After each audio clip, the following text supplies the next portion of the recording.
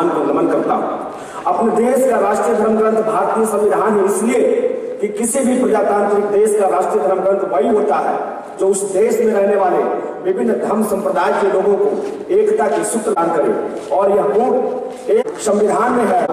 इसके बाद दुनिया में पहली बार अस्त व्यस्त और असभ्य मानवता को सभ्यता के पाठ पढ़ाने वाले शाक्य मुनि तथागत गौतम बुद्ध को नमन करते हुए इनके संदेशों को भारत ही नहीं बल्कि भारत के बाहर विदेशों के कोने कोने में बिखेरने वाले अपने देश के प्रथम चक्रवर्ती सम्राट और मौर्य साम्राज्य के संस्थापक सम्राट चंद्रगुप्त मौर्य के पोते वसुधैव कुटुंबकम के जनक, धार्मिक सहिष्णुता के प्रवर्तक और दुनिया में पहली बार सीमाओं के बंधन को तोड़कर एक मानव कल्याणकारी ही नहीं बल्कि एक लोक कल्याणकारी राज्य की स्थापना करने वाले सम्राट अशोक महान को नमन करता है,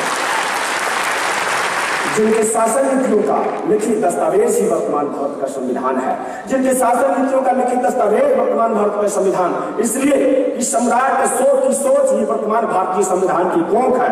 और किसी भी देश का संविधान वहां के प्रजातंत्र का बुनियाद होता है और कोई इस बुनियाद को ईंट को हिलाने की कोशिश करता है तो पूरी इमारत हिल जाती है। और हमें लगता है कि आज इस प्रजातंत्र के बुनियाद भारतीय संविधान के साथ छेड़छाड़ हो रही है, जो बहुत चिंता के विषय है। के संविधान के वो 84,000 पन्ने थे जिस पर उन्होंने अपने शासन नीतियों को लिखवा दिया था, लोहे के कलम से पत्थरों के पन्नों पर लिखवा दिया था ताकि उनका विचार चिरस्थायी रहे, सर्वकालिक, सार्वभौमिक और सार्वजनिक रहे। और इसी कारण आज का वर्तमान भारतीय संविधान को संसद में कैद करके रख दिया गया है, जिसको आम आदमी पालन करता है। लेकिन सम्राट अशोक ने जो संविधान लिखवाया था वो खुले मैदान में लगवा दिया था, जिससे आम आदमी डायरेक्ट रूबरू हो लेता था। उन्होंने अनपढ़ लोगों के लिए पदाधिकारी नियुक्त करा सके, परंतु आज के परिवेश में अपना भारतीय संविधान एक सरकारी ग्रंथ बन करके रह गया है। और राष्ट्रीय प्रतीक, मैं ये कहना चाहता हूं कि आज के अधिकतर संविधान का प्रस्तावना मालूम नहीं है और राष्ट्रीय प्रतीकों का और संविधान का सम्मान कैसे किया जाता है इसकी जानकारी 1971 का, जिसमें संविधान और राष्ट्रीय गौरव की सुरक्षा की बात की जा रही है। आज वो दिन धारने से देखा जाता है कि धार्मिक ग्रंथों को ऊपर और उसी डंडे में राष्ट्रीय ध्वज को नीचे फहराया नहीं बोलना है। मैं ये कहते हुए अपने वाणी को विराम दूंगा। इस सम्राट अशोक ने जब 84,000 स्तंभ अनेक शिलालेख बनवाए थे और वही उनके संविधान के पन्ने थे, और इसी पाटलिपुत्र की धरती से बैठक करना चाहूंगा।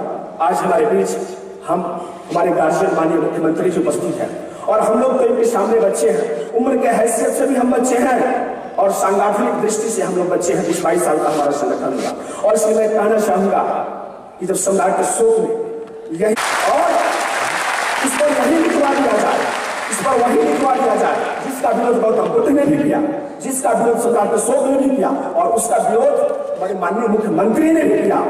सूरा मेरे समाज खाना बेरमरी सीखा पवन समाध्या कच्चिया पट्टी शराब से दूर रहने के बाद बुद्ध ने भी कहा, अशोक ने भी कहा, हमारे मुख्यमंत्री जी ने कहा। इसी संदेश को लिखवा दिया जाए कि आने वाली पीढ़ियां ये देखती रही।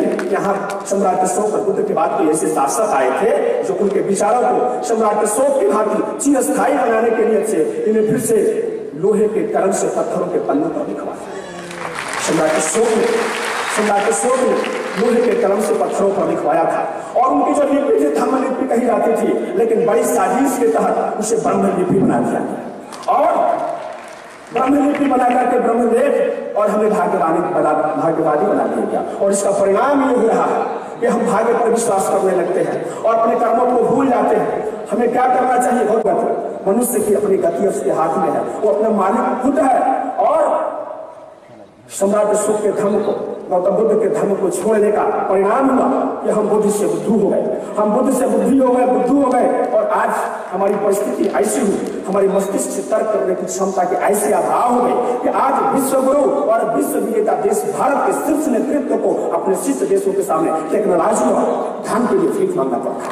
ये बड़ी दुख की बात है। और अगर ऐसा नहीं होता तो हमारा शीर्ष नेतृत्व जापान जाते कि अगर जो कोई विदेशी लोग भी आते हैं, प्रतिनिधि भी आते हैं, तो हमारे माननीय जो मैं अपने पूरी कम समय आज डॉक्टर सच्चिदानंद मौर्य को देना चाहूंगा कि आए, हम लोग भी सुने और मुख्यमंत्री जी भी सुने, अब तब ये सारे बातों को सुनकर हमें कुछ मुख्यमंत्री जी निर्देश देकर के जाए।